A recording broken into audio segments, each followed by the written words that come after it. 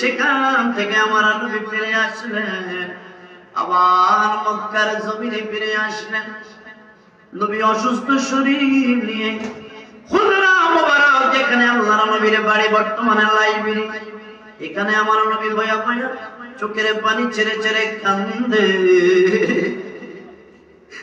মাত্র নবীর 37 জন সাহাবায়ে কেরাম। নবী আমার যখন আসলেন মানুষগুলো হুড় করে সকলে চলে গেলেন, কাফের বেঈমানরাও চলে গেলেন।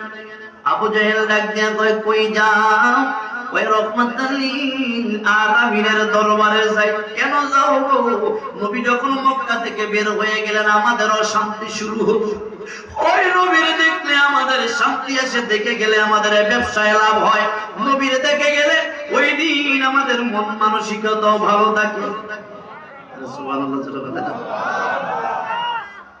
আমাদের সিদ্ধান্ত নিলেন কি করা যায়, মানুষগুলোকে রোখানো যায় না।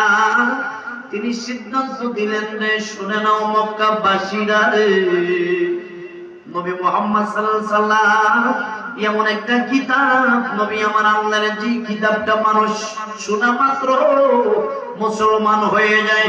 সিদ্ধান্ত দিলেন 2টা শিফটি আমি করে দিলাম, একটা সকাল থেকে ফজর থেকে মাগরিব